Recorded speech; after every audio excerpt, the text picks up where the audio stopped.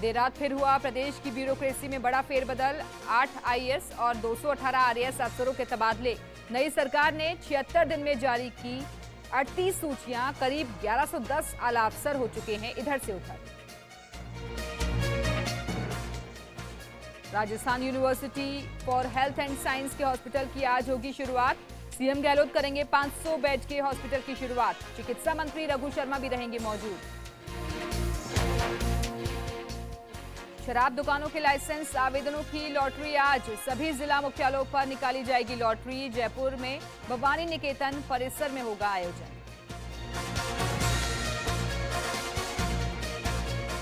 प्रदेश के 4 मेडिकल कॉलेजों को मिले मुखिया। डॉक्टर सुधीर भंडारी बने एसएमएस मेडिकल कॉलेज के प्रिंसिपल। 32 सालों से दे रहे हैं सेवाएं।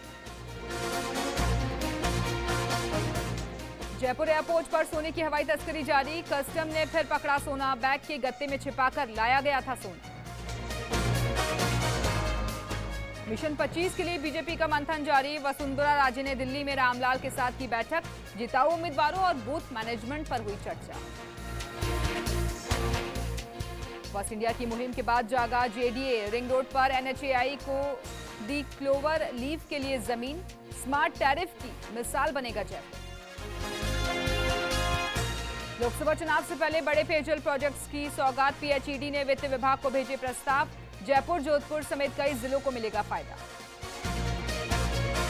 पेट्रोल और डीजल के दामों में बढ़ोतरी जारी। पेट्रोल में 10 पैसे और डीजल 14 पैसे इसमें इजाफा हुआ है। जयपुर में पेट्रोल 72 रुपये 81 पैसे प्रति लीटर। मार्च में पड़ रही जनवरी जैसी सर्दी। जैसलमेर में मुंबई और दिल्ली से नहीं आई फ्लाइट। दिल्ली से कई फ्लाइट हुई जयपुर डाइवर्ट। कई इलाकों में बारिश की संभावना। पूरे देश में मनाया गया महाशिवरात्रि पर्व। मंदिरों में लगी भक्तों की भीड़। सीएम गहलोत ने दी महाशिवरात्रि की बधाई। अब राजस्थान की सीमा पर पाकिस्तान की नापाक हरकत। वायुसेना ने सीमा में घुस रहे पाकिस्तान का ड्रोन गिराया। बालाकोट में की गई एयर स्ट्राइक में 280 आतंकियों के मारे जाने का सामने आया सबूत। एनटीआरओ के सर्वेलेंस से खुलासा। एनटीआरओ ने की 280 मोबाइल एक्टिव होने की पुष्टि। 59 नोबेल पुरस्कार विजेताओं ने की अपील। तनाव खत्म करें मोदी इमरान।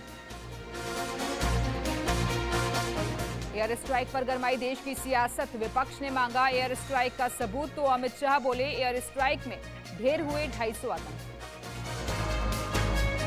एयर स्ट्राइक पर वायुसेना चीफ बीएस धनोआ की प्रेस कॉन्फ्रेंस। कहा हम टारगेट उड़ाते हैं, कितने मरे ये नहीं गिन सकते। आतंकियों की संख्या सरकार बताएगी। विंग कमांडर अभिनंदन के फिर से लड़ाकू विमान उड़ाने के सवाल पर बोले धनोआ। विंग कमांडर अभिनंदन अगर फिट रहे तो फिर से उड़ाएंगे विमान। पूर्व केंद्रीय मंत्री भंवर जितेंद्र सिंह का बड़ा बयान। जितेंद्र सिंह ने किया दावा, मेरे रक्षा राज्य मंत्री रहते हुए 19 सर्जिकल स्ट्राइक, लेकिन हमने नहीं पीटा ढिंडोरा। प्रधानमंत्री नरेंद्र मोदी गुजरात दौरे पर। गुजरात को दिए कई तोहफे। वहीं अहमदाबाद में बोले पीएम मोदी। कहा फिर से आने वाला हूं। आतंकी कार्रवाई पर बोले घर में घुसकर मारेंगे। एयर स्ट्राइक पर उठाए जा रहे सवालों पर पीएम मोदी ने किया पलटवार। पीएम मोदी ने कहा कि देश के लोग चाहते हैं कि आतंक खत्म हो। 2 दिवसीय दौरे पर श्रीनगर पहुंची चुनाव आयोग की टीम। राजनीतिक पार्टियों से कर रही चर्चा। समझौता एक्सप्रेस सेवा फिर हुई बहाल। लाहौर से दिल्ली के बीच फिर शुरू हुई ट्रेन। 150 यात्री लेकर लाहौर से रवाना हुई ट्रेन। जम्मू कश्मीर के अखनूर में पाक ने फिर की नापाक हरकत। पाक की ओर से सीजफायर उल्लंघन का भारतीय जवान दे रहे मुंहतोड़ जवाब। जेडीयू की राष्ट्रीय कार्यकारिणी की बैठक पटना में। लोकसभा चुनाव को लेकर बनाई गई रणनीति। कर्नाटक की कांग्रेस को बड़ा झटका। विधायक का इस्तीफा। 3 विधायकों की बीजेपी में शामिल होने की अटकल। लोकसभा चुनाव के लिए टिकटों का काउंटडाउन शुरू। कांग्रेस आज दिल्ली में तैयार करेगी 25 सीटों के पैनल। गहलोत, पायलट, पांडे की मौजूदगी में होगा मंथन। भारतीय जनता पार्टी में शामिल हुए बीजेडी के पूर्व सांसद बैजयंत पांड्या। बीजेपी अध्यक्ष अमित शाह से भी की मुलाकात। जलपाईगुड़ी में चलती ट्रेन में गर्भवती महिला की डिलीवरी। ट्रेन में डॉक्टर न मिलने के बाद 3 लोगों ने कराई डिलीवरी।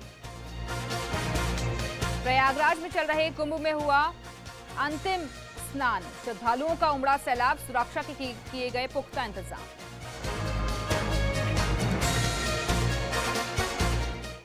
और अब आइए खबरों की शुरुआत करेंगे बड़ी खबर के साथ। राज्य सरकार ने देर रात 2 बजे 8 आईएएस और 218 आरएएस अफसरों के तबादले कर दिए हैं। आईएएस विनीता बोरा को एमडी राजस्थान जनजातीय क्षेत्रीय विकास सहकारी संघ उदयपुर, डॉक्टर कुंज बिहारी पंड्या को एमडी आरटीडीसी, वंदना सिंघवी को अतिरिक्त निदेशक प्रशासन, एचसीएम रीपा जोधपुर, एच गुईटे को सचिव राज्य बस टर्मिनल विकास प्राधिकरण जयपुर, खुशहाल यादव को joint CEO state health insurance agency और संयुक्त शासन सचिव चिकित्सा एवं स्वास्थ्य विकास, सौरभ स्वामी सीईओ जिला परिषद श्रीगंगानगर, जसमीत संधू को एसडीओ ब्यावर, अर्तिका शुक्ला को एसडीओ अजमेर लगाया गया है। साथ ही करीब 1.5 दर्जन अतिरिक्त कलेक्टर, करीब 87 एसडीओ, 8 जिला परिषद सीईओ, 3 डीएसओ, 2 जिला परिवहन अधिकारी, 1 आबकारी अधिकारी, 5 सहायक कलेक्टर बदल दिए गए हैं। वहीं 16 एपीओ आरएएस अधिकारियों को पोस्टिंग दी गई है। इन सभी को नए पद पर आज शाम 6 बजे तक ज्वाइनिंग अपनी लेनी होगी। इस बारे में कार्मिक विभाग ने सख्त निर्देश भी दे दिए हैं। तत्काल ज्वाइनिंग रिपोर्ट न देने पर कार्रवाई भी की जा सकती है। और नई सरकार बनने के बाद ब्यूरोक्रेसी में ओवरऑल बदलाव किया गया है। नई सरकार ने 76 दिन में 38 सूचियों में 1110 आला अफसरों को इधर से उधर किया है। तो ब्यूरोक्रेसी में देर रात एक बार फिर से बड़ा प्रशासनिक फेरबदल देखने को मिला है, जहां 76 दिन के भीतर ही 38 सूचियों के जरिए 1110 आला अफसरों को इधर से उधर किया गया है। ये बड़ा फेरबदल हुआ है। और सबसे अहम बात ये कि आज शाम 6 बजे तक इन सभी अधिकारियों को अपनी ज्वाइनिंग भी लेनी होगी। और अगर ऐसा नहीं किया जाता है तो उन पर कार्मिक विभाग सख्त एक्शन भी ले सकता है, अनुशासनात्मक कार्रवाई भी की जा सकती है, नोटिस भी जारी हो सकता है। तो करीब 5 सहायक कलेक्टर बदल दिए गए हैं। ग्राफिक्स के जरिए भी हम आपको बता रहे हैं कि किन किन को कहां-कहां पर नई जिम्मेदारी दी गई है, कौन कौन से अधिकारी हैं जिनको बदला गया है। तो 8 आईएएस और 218 आरएएस अधिकारियों के ये तबादले हुए हैं। और आज ही इन सभी अधिकारियों को नए पद पर कार्यभार भी ग्रहण करना होगा। और इस वक्त सीधे रुख करेंगे अपने सहयोगी का ऋतुराज शर्मा हमारे साथ जुड़े हुए हैं। ऋतुराज, अगर हम ओवरऑल इस सूची को देखें तो कोई ऐसा नाम चौंकाने वाला, आप किस तरीके से देखते हैं इसे? देखिए, ये जो सूची है, जो चुनाव कार्य में लगे जो अधिकारी जो लगे थे उनका 22 फरवरी तक तबादला नहीं हो सकता था। जब ये बात चुनाव आयोग ने कही तो उसके बाद जैसी 22 फरवरी हुई तो उसके बाद तबादलों का दौर जारी है और अभी भी ये जारी है। और अब लगता है 360 डिग्री की पूरी परिक्रमा कर ली गई है। पूरी जो प्रशासनिक तंत्र है उसमें बता देना चाहूंगा कि जब से नई सरकार बनी है तब से 1110 अधिकारी, आला अधिकारी इधर उधर हो चुके हैं। तो ऐसे में अब ये देखना होगा कि क्या अब और तबादले होंगे। अब और तबादले की गुंजाइश वैसे हालांकि काफी कम है और यही कारण है कि आज ही आईएएस अधिकारियों को नए पद पर ग्रहण करने के लिए, ज्वाइन करने के लिए कहा गया है। जो इसमें जो तबादले जो किए गए हैं उसमें जो पिछले जो बाकी रह गए थे, संशोधन कुछ किया जाना था, उनको समाहित किया गया है इन तबादलों में। और कार्मिक के जो विभिन्न सेक्शंस हैं कार्मिक विभाग के, उसको भरने की कोशिश की गई है। कुछ अन्य विभागों के संयुक्त सचिव पद पर, डीएस पद पर इनकी कोशिश की गई है। और जो बड़ा बदलाव है वो जाहिर बात है कि उपखंड अधिकारी स्तर पर किए गए हैं। करीब 87 के आसपास उपखंड अधिकारी बदले गए हैं, कलेक्टर बदले गए हैं। ये सभी चुनाव कार्य से जुड़े अधिकारी हैं। और अब जो चुनाव कार्य से जुड़ा जो रिक्त पद का मसला है वो काफी हद तक हल हो गया है। और अब चुनाव कार्य से जुड़े अधिकारियों लेकिन ऋतुराज, इसमें कई नाम ऐसे भी हैं जिनका पहले भी 2 या 2 से ज्यादा सूची में नाम भी रह चुका है, ऐसे भी कई अधिकारी हैं। बिल्कुल, ऐसे कई अधिकारी हैं, जैसे असलम शेर खान है, वो उनका पहले भी नाम था, अभी भी नाम है उनका दूसरी जगह तबादला कर दिया गया है। इसी तरह से जो अवधेश हैं, अवधेश सिंह, उनका भी तबादला अभी चेंज किया है। पिछली सूची में ही इनका नाम था, अब वो वापस कार्मिक विभाग लौटे हैं। हालांकि कार्मिक विभाग में उनका सेक्शन अलग है, अब वो वहाँ भूमिका निभाते हुए दिखेंगे। जय सिंह का हाल ही में कार्मिक विभाग में हुआ था, लेकिन कार्मिक विभाग में ही दूसरी जगह उनका सेक्शन चेंज हो गया है। इस तरह से कई ऐसे नाम हैं जो पहले भी इनका तबादला हुआ और वापस इनका त्रुटि सुधार के लिए, संशोधन के लिए इनका वापस तबादले हुए हैं। लेकिन इस बार कार्मिक विभाग जो है काफी एक्टिव भी दिख रहा है, क्योंकि कई बार ऐसा होता है कि जब इधर से उधर किए जाते हैं अधिकारी तो वो ज्वाइनिंग नहीं लेते हैं, तो इसको लेकर भी सख्त एक्शन लिया जा सकता है, क्योंकि शाम 6 बजे तक आज एनी हाउ इनको पोस्टिंग भी लेनी होगी, ज्वाइनिंग लेनी होगी। बिल्कुल, ज्वाइनिंग के लिए शाम 6 बजे तक का समय दिया गया है, लेकिन सवाल यह भी उठता है कि यदि दूर दराज के इलाके से कोई ज्वाइनिंग के लिए आएगा तो वो एकदम अचानक से कैसे आएगा, जबकि देर रात करीब 1:30 बजे लिस्ट जारी हुई है। इससे पूर्व अधिकारियों को सूचना भी नहीं थी और अधिकारी बार बार टकटकी लगाए देख रहे थे, फर्स्ट इंडिया की ओर मुंह ताक रहे थे। लेकिन ये बड़ा सवाल है, क्योंकि बीकानेर से यदि जयपुर ट्रांसफर हुआ या और कहीं जगह ट्रांसफर हुआ तो वो कैसे ज्वाइन करेगा। हालांकि जो अभी इसमें जो ट्रांसफर मुख्य तौर पर हुए हैं वो ऐसे ट्रांसफर बहुत कम है जो बहुत दूरी के हैं, लेकिन फिर भी जब समान दूरी में भी इसमें काफी देर लग सकती है और आज ज्वाइन करना सबसे ज्यादा मुश्किल काम होगा। चलिए, शुक्रिया आपका ऋतुराज इस जानकारी के लिए। और अब खबरों में बढ़ते हैं, आगे बात करते हैं अगली बड़ी खबर की, जो कि जयपुर से सामने आ रही है। Shriram cancer super speciality centre की आज शुरुआत होगी और मुख्यमंत्री अशोक गहलोत करेंगे सेंटर का शुभारंभ।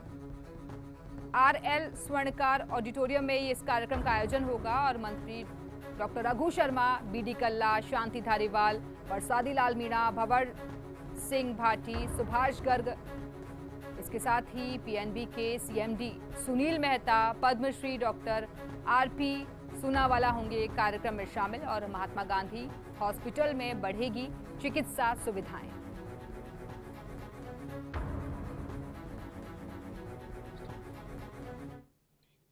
आगे बढ़ते हैं, जयपुर के दक्षिण क्षेत्र के बाशिंदों के लिए एक राहत की खबर सामने आई है। RUHS के बहुप्रतीक्षित हॉस्पिटल की आज से शुरुआत हो जाएगी और CM अशोक गहलोत 500 बेड के हॉस्पिटल की शुरुआत करेंगे।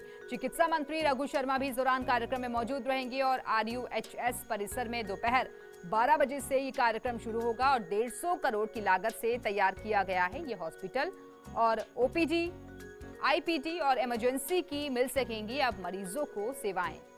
ENT, मेडिकल, सर्जरी, गायनी, इसके साथ ही और जो तमाम जो डिपार्टमेंट्स होते हैं और जहां पर लोग जाते हैं, अलग अलग क्षेत्रों से जुड़े हुए लोग, तो वहां पर अब कम से कम इन मरीजों को राहत मिल सकेगी। कई तरह की सेवाएं मिलेंगी एक ही छत के नीचे और 24 घंटे इमरजेंसी की भी मरीजों को यहां सुविधा मिल सकेगी। तो 12 बजे के बाद इस कार्यक्रम की शुरुआत हो जाएगी। और खबरें भी और भी है, फिलहाल यहां रुकेंगे एक छोटे से ब्रेक के लिए।